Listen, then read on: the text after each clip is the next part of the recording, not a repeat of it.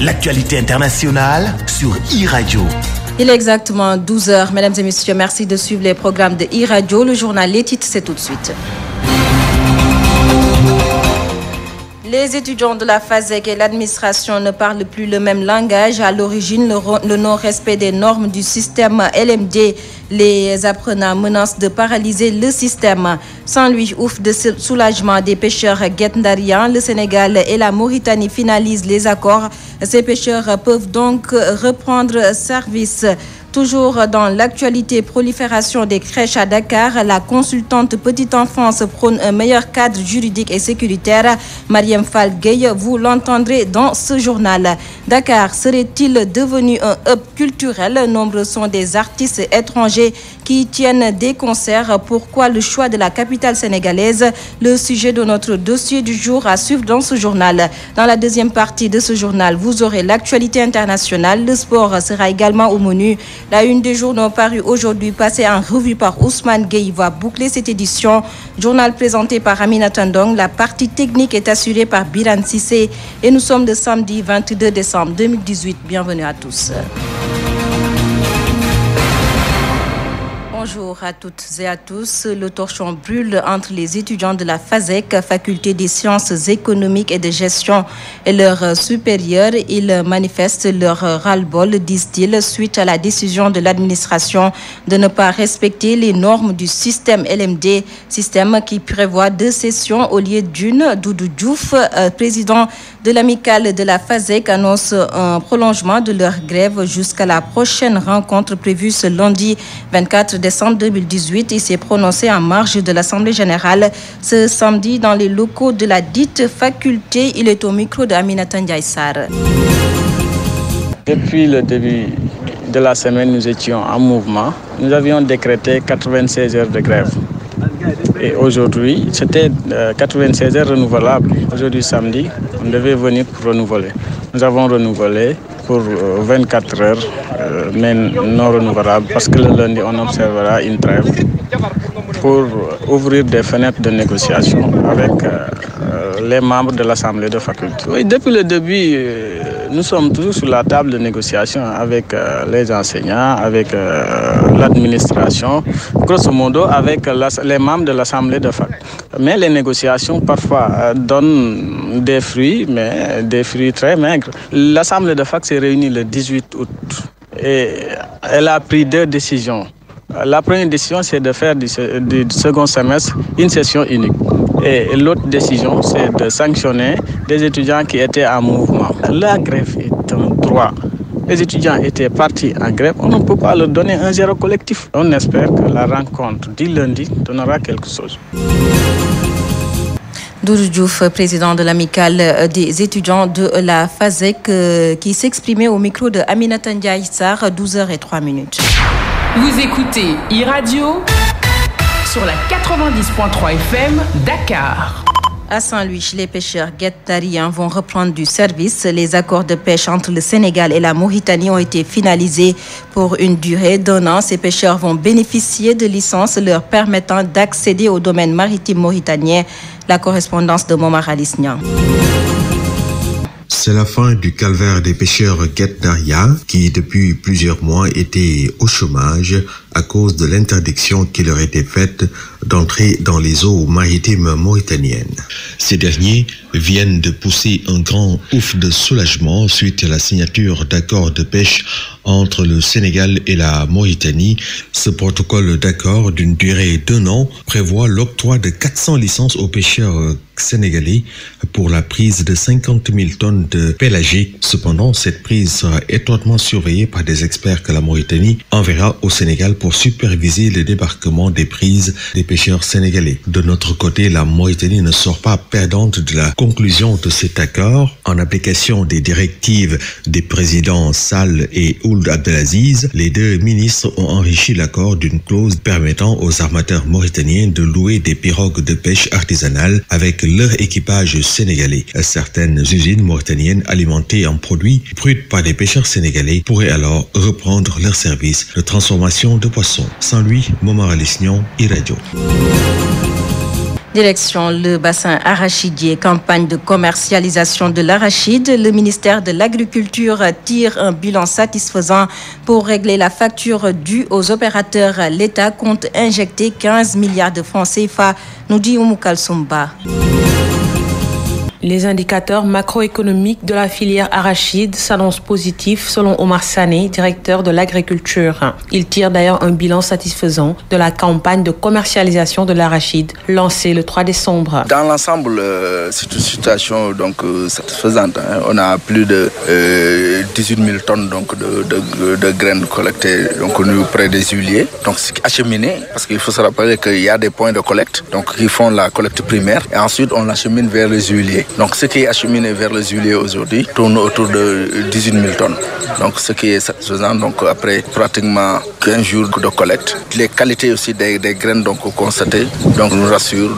Le directeur de l'agriculture annonce par ailleurs des mesures relatives au règlement des factures impayées dues aux opérateurs. 15 milliards qui vont être injectés dans le système, c'est effectif. Donc je viens même d'avoir la confirmation du directeur général de la CNCAS. Donc ce montant injectés vont nous permettre vraiment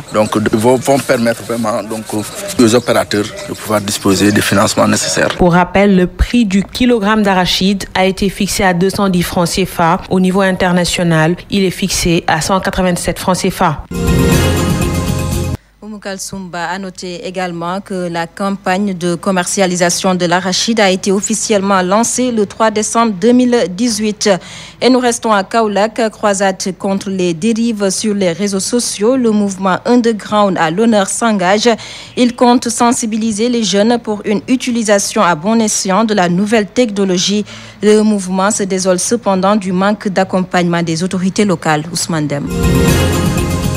En collaboration avec la Société sénégalaise du droit d'auteur et droit voisin, le mouvement Underground à l'honneur a organisé une conférence axée sur les réseaux sociaux. Il a été question de sensibiliser l'opinion publique sur les conséquences néfastes de la mauvaise utilisation de ces réseaux sociaux. Amadou Ba est le chargé de communication de ce mouvement. Aujourd'hui, on était juste là en train de parler sur les réseaux sociaux, les inconvénients, les avantages des réseaux sociaux, parce qu'on a rendu compte qu'il y a beaucoup de dérives, surtout cette année-ci, l'année 2018. Dans les réseaux sociaux. De nos jours, les utilisateurs de ces réseaux sociaux sont très nombreux. Toutefois, il y en a qui les utilisent à d'autres fins, au point de blesser des gens. Abdoulaye Sissé est un sociologue en formation. Il justifie cela par un manque d'éducation. Je considère en tant que sociologue que l'éducation au Sénégal quand même a connu une certaine faillite de l'éducation. Et cela, c'est pas seulement au niveau des réseaux sociaux, mais c'est au niveau d'abord des familles. La plupart des dérives que nous faisons au niveau de ces réseaux sociaux-là, c'est parce que tout simplement, on n'a pas eu une très bonne éducation au niveau de nos familles. Pour une atteinte des cibles, le mouvement Underground à l'honneur a prévu dans son plan d'action de mener des campagnes de sensibilisation. Nous allons faire une campagne de sensibilisation massive pour sensibiliser les jeunes sur les dérives des réseaux sociaux. D'ailleurs, on a prévu d'aller à Kaffrine, d'aller aussi à Koungheul, d'aller aussi à Latmingué pour essayer de sensibiliser les jeunes sur les dérives des réseaux sociaux. Profitant de l'occasion, le mouvement Underground à l'honneur a dénoncé le manque de soutien des autorités locales. Ousmane Dem Kaolack, iRadio. iRadio, les infos d'ici et d'ailleurs. Autre aspect de l'actualité, la multiplication des crèches à Dakar inquiète la consultante petite enfance Mariam Falgueye. Pour l'éducatrice, l'État doit organiser cette activité en assurant un meilleur cadre juridique et sécuritaire dans un contexte où la demande est de plus en plus forte. Mariam Falgueye est interrogée par Ousmane Gueye. Actuellement, à l'heure de la demande où vraiment les mamans sont obligées de partir travailler dès la fin du congé de maternité qui est assez court, elles sont obligées donc de faire garder leur enfant. Donc la demande, elle est là, elle est forte et raison pour laquelle il y a beaucoup de structures qui commencent à se développer en employant et aussi en gardant des enfants à partir de 3 mois, 2 mois et demi jusqu'à 3 ans hors du préscolaire. À l'heure actuelle, il faudrait quand même qu'il y ait une autorité de régulation comme l'inspection d'académie qui s'occupe des écoles, qu'il y ait aussi un protocole d'accueil, d'hygiène, de sécurité pour toutes ces crèches-là, aujourd'hui qui sont laissées à eux-mêmes et qui devraient avoir quand même une autorité de réglementation parce que les enfants qu'ils accueillent sont très, très petits. Dakar, lieu de destination des artistes étrangers. Entre mode défilé et concert, les artistes convergent à la capitale sénégalaise. Pourquoi ces artistes viennent-ils à Dakar? Comment les promoteurs arrivent-ils à les faire venir dans la capitale sénégalaise? Élément de réponse dans ce dossier signé Pape Alioune Sarr. La capitale sénégalaise vibre sous une agitation culturelle faisant de Dakar un centrifuge pour les artistes étrangers. Cette effervescence est surtout due à l'histoire du Sénégal qui a longtemps abrité de grandes rencontres culturelles, une aubaine qui facilite les promoteurs qui veulent faire venir les artistes étrangers. Rahou Prod. Pour moi, le Sénégal, c'est l'exemple pour d'autres pays africains. On doit être numéro 1, le Sénégal. On est intellectuel, on est solidaire. C'est normal qu'on puisse ramener des grands artistes. On a des bons artistes, on a des bons footballeurs. Tout ce qui est bon en Afrique, il y en a chez nous. Pourquoi pas ne pas ramener d'autres artistes? L'artiste Dadju ne le contredit pas. Celui qui tient son concert aujourd'hui à Dakar est tombé sous le charme de la capitale sénégalaise, des fans en nombre, un endroit qui contribue à son rayonnement international. Cette venue est plus qu'une opportunité pour lui de défendre son nouvel album. J'aime beaucoup Dakar, c'est le deuxième pays, le Sénégal, que j'avais fait en Afrique quand j'ai commencé ma carrière solo. Après Kinshasa, on était venus vraiment bien avant que l'album soit sorti et on avait déjà reçu un accueil terrible. De savoir que ce premier concert avait beaucoup plu et que du coup quand l'album est sorti, j'ai reçu beaucoup de messages pour un retour, mais on doit être entre 17-18 pour vraiment vivre ce concert tous ensemble. Mais le travail reste difficile pour les promoteurs. Ces derniers se sentent seuls dans leur projet de faire rayonner culturellement le Sénégal. Ramener des grands artistes financièrement c'est très difficile, surtout quand on n'a pas des sponsors qui nous soutiennent là-dessus. Moi, je parle de mon cas personnel. C'est vrai que c'est mon 3e concert. J'essaye de réaliser à Dakar. J'ai jamais eu de soutien, ni l'État, ni les partenaires. Mais on remercie le bon Dieu. Moi, ce que je dis tout le temps, c'est le bon Dieu et mes parents. Hier, Aya Nakamura, aujourd'hui l'artiste Dadju, la capitale sénégalaise bouge au rythme des manifestations culturelles, surtout en cette fin d'année. Le Sénégal, pays de la Teranga, mais aussi pays de culture, reste maintenant à établir le pont entre le hub culturel et le hub économique. Pape Alioune Sarr, toujours dans le chapitre de la culture, Aya Nakamura qui est à Dakar. L'artiste a tenu hier un concert au Monument de la Renaissance. Les fans ont fait le déplacement pour communier avec l'artiste interprète. Youssouf Konté était de la partie compte rendu.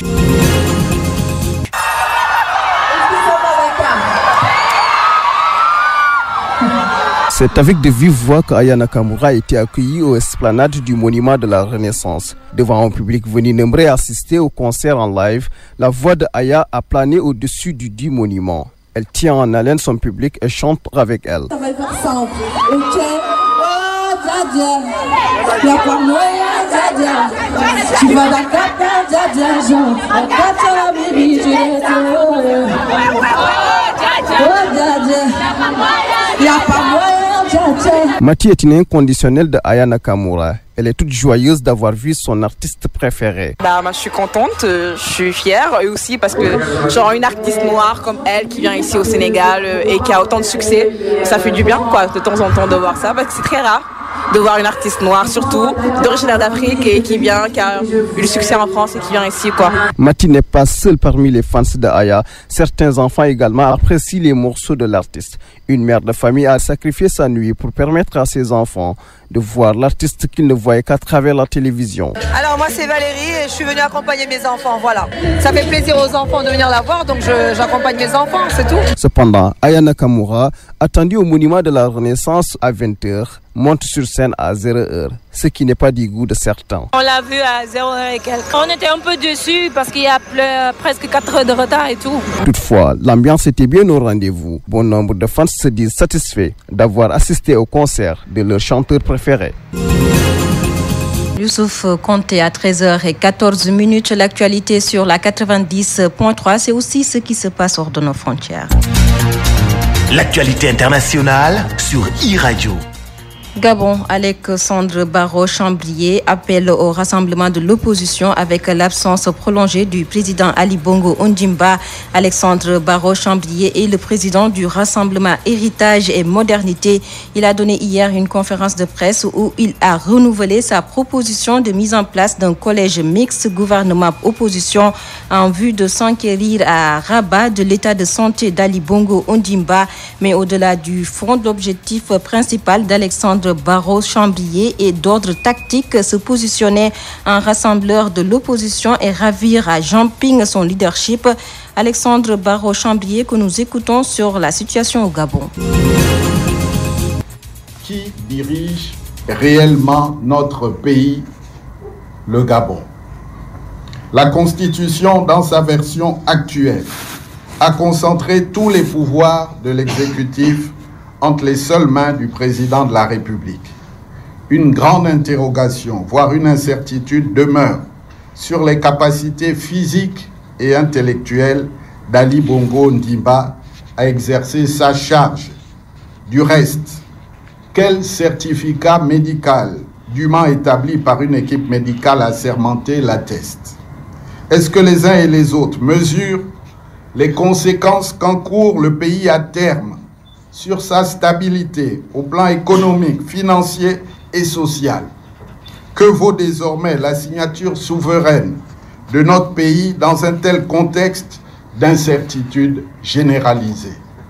L'une des solutions trouvées par le pouvoir, ou ce qu'il en est aujourd'hui, pour pallier l'absence d'Ali Bongo Ondimba, est qu'il faudrait se déporter à Rabat, au Maroc, pour prendre les actes relevant de la souveraineté nationale, notamment la signature des décrets, la promulgation des lois, la démission et la nomination du gouvernement, etc.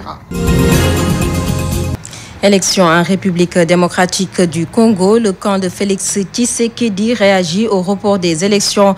Cap pour le changement, coalition formée autour de Félix Tshisekedi a pris acte du report au 30 décembre des élections présidentielles, législatives et provinciales, mais a prévenu qu'elle n'acceptera pas un autre report, même d'un jour. Écoutons à ce propos la déclaration lue hier par le secrétaire général de l'UDPS, le parti de Félix Tshisekedi. Le cache demeure convaincu que Joseph Kabila ne veut ni quitter le pouvoir, ni organiser les élections au terme du nouveau délai annoncé. Et ce qui précède, le cache réaffirme sa position, condamne avec la dernière énergie cette énième forfaiture de Joseph Kabila qui grippe le processus électoral pour le maintenir illégalement au pouvoir. Mais sévèrement en garde, M. Joseph Kabila prévient qu'il n'acceptera pas un autre report, même d'un jour. Affirme poursuivre sa campagne jusqu'à 24 heures du scrutin, conformément à l'article 28 de la loi électorale, soit le 28 décembre 2018 à minuit. En appel à la vigilance du peuple souverain, mais aussi à celle de la communauté internationale, en l'occurrence le voisin, l'ONU, l'UIA, la SADC, l'Union européenne, ainsi que les USA. Appelle le peuple congolais à se mobiliser en vue d'obtenir les élections au 30 décembre 2018 par des actions pacifiques d'envergure et au cas contraire poursuivre ces actions et même les amplifier jusqu'au départ du régime de Joseph Kabila.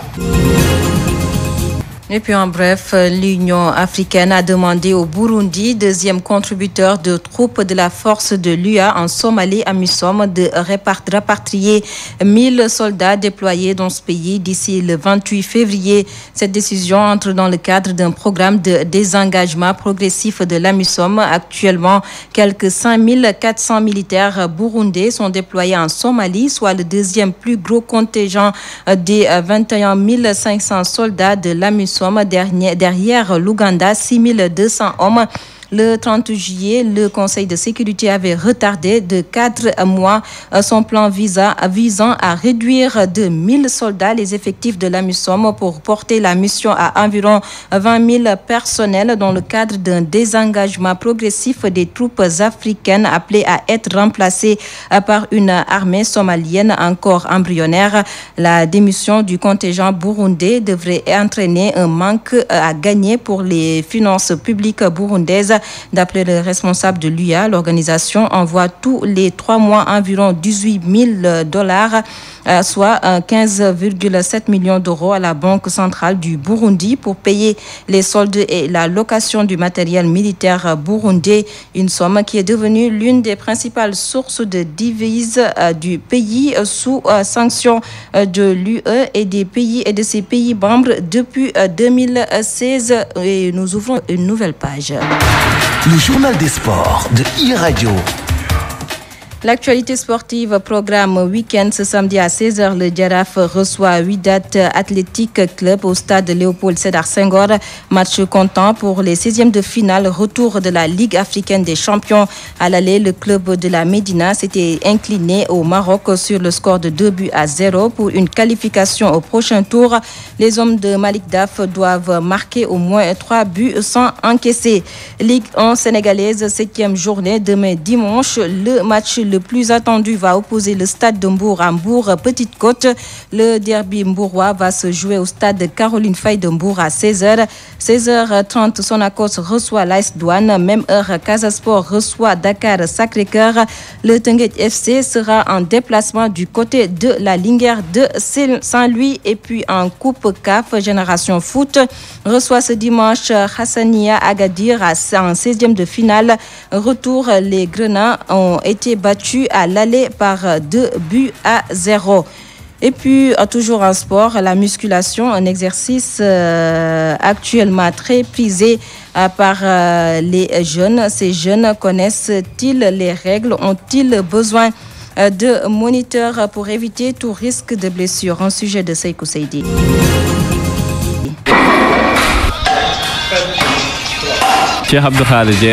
Âgé de 18 ans, Cheikh Abdou Khadr Djelanika est un véritable passionné de sport. Depuis plus de 6 mois, il fréquente quotidiennement les salles de musculation. Je pratique le sport pour être en bonne santé. Je suis jeune et je ne peux pas rester à la maison après mes cours. Il faut que je fasse du sport, ça me fera du bien. Et comme dit l'adage, un esprit sain dans un corps sain. De l'autre côté de la salle, Mohamed Diallo assis sur un tabouret, histoire de faire une petite pause avant de reprendre ses exercices. Ce jeune homme de 28 ans dit maîtriser les règles concernant la musculation. Je suis un sportif avant tout. Je pratiquais le judo au dojo Montmartin de Dakar. Donc je ne peux pas arrêter le sport. Nous avons des moniteurs qui nous guident. Mais moi, je connais les règles de la musculation et je ne touche pas de poids qui me causeront des blessures. Néanmoins, le moniteur de la salle accompagne et oriente ses sportifs dans les exercices afin d'éviter tout accident. Dès que tu arrives dans cette salle, on te demande si tu as une fois fait du sport. Si tel n'est pas le cas, on t'aide à t'adapter. On ne prend pas le risque de te mettre à l'épreuve alors que tu es un débutant. Jadis, moins fréquentées par les jeunes, les salles de musculation sont devenues des lieux de convergence. Ainsi, ces salles poussent comme des champignons dans beaucoup de quartiers de Dakar. Seikou Seydi, c'est bien de faire de la musculation, mais c'est encore meilleur de connaître les règles. Pape Ousseynou Faye est médecin de sport. Il nous explique les accidents qui peuvent être causés par la musculation et les mesures à prendre. Nous l'écoutons. Parmi ces risques les plus courants, on peut parler de déchirure musculaire qui est très fréquente. Il y a également une pathologie qu'on appelle la tendinite. Ça également, c'est dû à un excès de charge. Parmi ces complications, on peut également parler de la crise cardiaque. Même avec la musculation, ça peut toujours survenir. Il y a également l'insuffisance respiratoire chez les asthmatiques, les fumeurs. Il y a des accidents également dus au matériel qu'on utilise. Alors, comment éviter tous ces accidents? Il faut avoir une tenue adéquate, être assisté notamment par un moniteur. Si vous êtes dans une salle, il faut être assisté par un moniteur. Pour la tenue, insister également sur le port de ceinture lombaire, parce que quand on fait des activités, il faut protéger les articulations qu'on utilise. Il y a également la posture. Il faut être bien droit, le dos bien droit pour éviter des complications, que ce soit au niveau musculaire, que ce soit au niveau articulaire également. Il faut éviter de faire plusieurs séances par jour, parce que le muscle a également besoin de repos. Après une séance intense, le muscle a besoin d'environ 24 à 48 heures pour bien se reposer et pouvoir avoir la capacité de se donner au maximum. À 12h24, c'est la dernière note de cette édition. GD16 vous offre la revue de presse. Une revue de presse signée Ousmane Gueye. Qui avait parlé d'inculpation de Cheikh Tidiane Gadio en Amérique. L'ancien ministre des Affaires étrangères du Sénégal dément formellement. Je n'ai été ni inculpé ni présenté en juge, explique-t-il dans l'AS.